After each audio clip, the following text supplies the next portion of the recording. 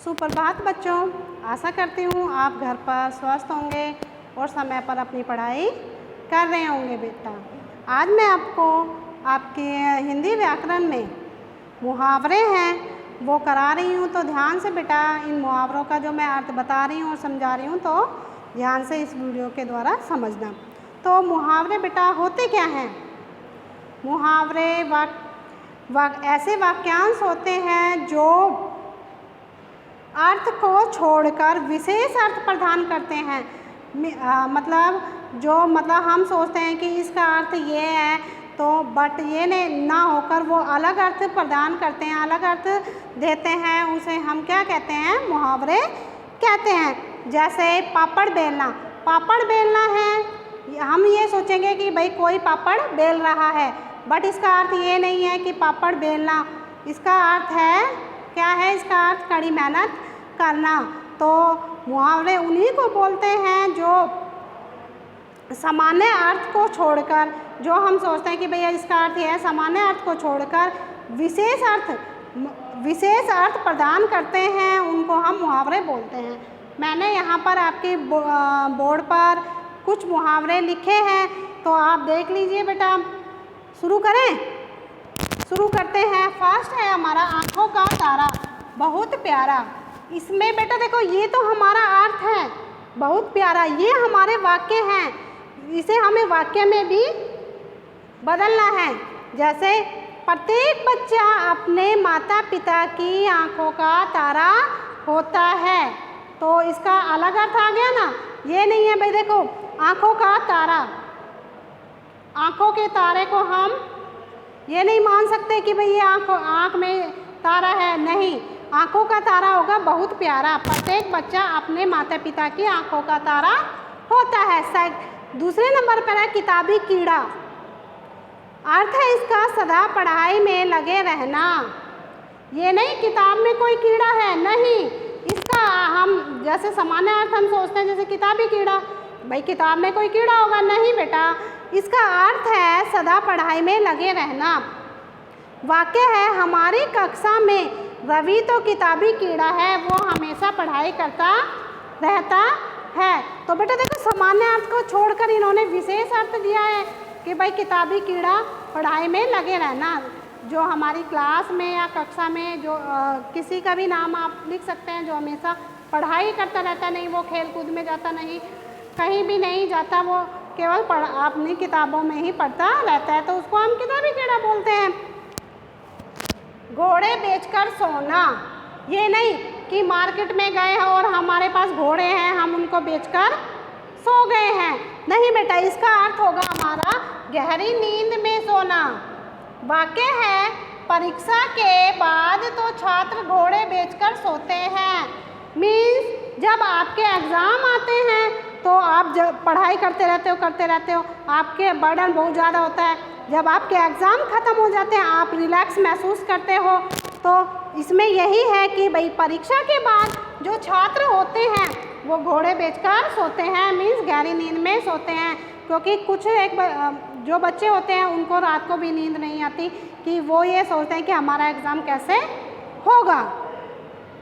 नींद हराम करना, परेशान करना, किसी को परेशान करना, कि भाई हम कहते हैं कि भाई कोई बात हमें है, कोई आके हमें परेशान करता है, तो हम ये कहते हैं कि हमारी नींद हराम हो रही है, हमें नींद भी नहीं आती। तो वाक्य है बेटा हमारा चोरों ने पुलिस की नींद हराम कर रखी है।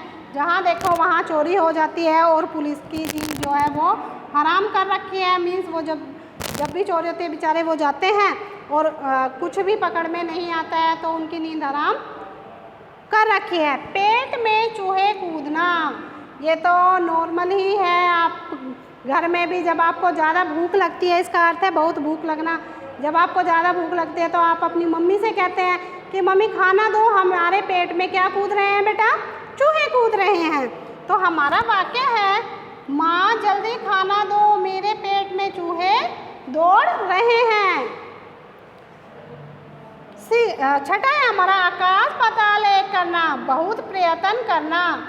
आकाश पाताल किसी चीज़ को हम ढूंढते हैं या कोई चीज़ हम पाने के लिए हम बहुत ज़्यादा मेहनत करते हैं या कोशिश करते हैं तो इसका अर्थ है बहुत प्रयत्न करना। तो हम कहते हैं कि हमने उस चीज़ को पाने के लिए आकाश पाताल एक कर दिया था। वाक्य है हमारा, कक्षा में प्रथम आने के लिए अतुल ने आकाश पाताल एक कर दिया, रात दिन एक कर दिए। सेवंथ है, आग बबूला होना, बहुत गुस्सा आना। वाक्य है हमारा, राम ने रेखा की पुस्तक ले ली तो वह आग बबूला हो गई, उसको बहुत ज़्यादा गुस्सा आ गया।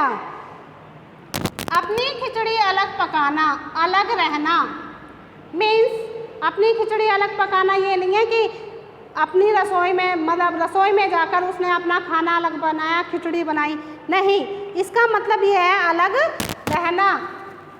वाक्य है हमारा, दीपा तो अपनी खिचड़ी अलग पकाती है, इसका मतलब यह है कि जो दीपा है वो हमेशा अलग ही रहती है, उसकी खिचड़ी अलग ही पकती है, दूसरों से उसकी बनती नहीं है। कान भरना, चुगली करना, इसमें वाक्य है बेटा, कान भरने की आदत अच्छी नहीं होती। कुछ एक बच्चे होते हैं जो टीचर को आकर सारे बच्चों की चुगली बताते हैं, तो वो जो तुम्हारी आदत है बेटा वो अच्छी नहीं होती। तो इसमें हमारा है कान भरना। कान भरना वो नहीं किसी चीज़ से हम डाल के हमने कान भर दिए, नहीं, चुगली करना।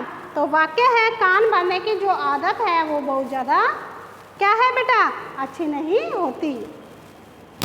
गोबर गणेश, मूर्ख, जिसको कुछ भी समझ में नहीं आता है। वाक्य है हमारा, मदन तो बिल्कुल गोबर गणेश है, मतलब यह है कि जिसको कुछ भी ना समझ में आए हम उसको करवाते रहें, कुछ भी काम करने के लिए देते हैं, उसको समझाते हैं, फिर दोबारा समझाते हैं, फिर भी उसको कुछ समझ में नहीं आता तो हम आखिर में आके यही कह देते हैं ये तो बिल्कुल गोबर गणेश है, इसको कुछ भी समझ में नहीं आ रहा, इसको कितना ही समझा लो। तो प्यारे बच्चों, आज मैंने आपको आपके मुहावरे जो हैं वो 10 कराए हैं। आशा करती हूँ आपको ये जो मुहावरे मैंने कराए हैं ये समझ में आ गए होंगे। आपको अपनी फेयर नोटबुक में इनको अच्छी तरह से सुंदर सुंदर राइटिंग में लिखना है और फिर उसके बाद क्या करना है बच्चों, याद करके अपने पेरेंट्स को या अपने ट्यूटर्स को सुनाना है। ओके बच्चों, फिर भी आपको इनका अर्थ समझने में, वाक्य बनाने में कोई भी समस्या आती है तो आप मुझे कॉल कर पूछ सकते हैं। ओके बच्चों, बाय।